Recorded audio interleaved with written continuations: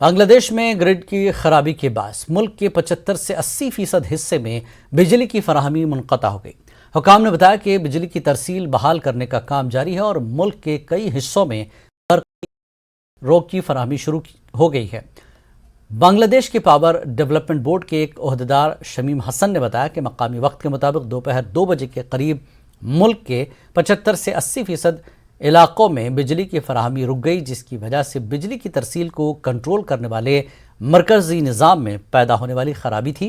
उन्होंने बताया कि इस बारे में तहक़ीक़ात जारी है कि ग्रिड ने काम करना क्यों छोड़ दिया था। उनका कहना है कि निस्फ के लगभग इलाकों की बिजली बहाल कर दी गई है। बांग्लादेश तकरीबन 17 करोड़ आबादी का मुल्क है। यहाँ का सनती शोबा ज़्यादातर मलबूज़ात पर मुश्तमिल है। मुल्क भर में गारमेंट्स फैक्ट्रियों की तादाद 45 है और चीन के बाद बांग्लादेश दुनिया भर को गारमेंट्स फराहम करने वाला दूसरा बड़ा मुल्क है। इस शोबे को रवा रखने के लिए हमावक्त बिजली की ज़रूरत होती है।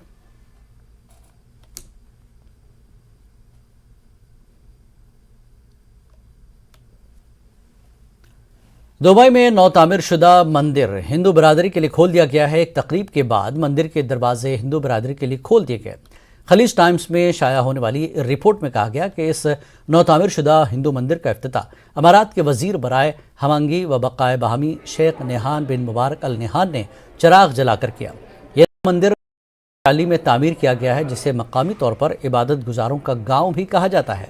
इस गाँव में पहले से 9 इबादत गाहें मौजूद हैं, जिनमें 7 चर्च, गुरु नानक दरबार और सिख गुरुद्वारा भी शामिल है। मंदिर की इफ्तिताही तकरीब में इंडिया के मुत्तहदा अरब अमारात में सफ़ीर समेत 200 अफराद ने शिरकत की।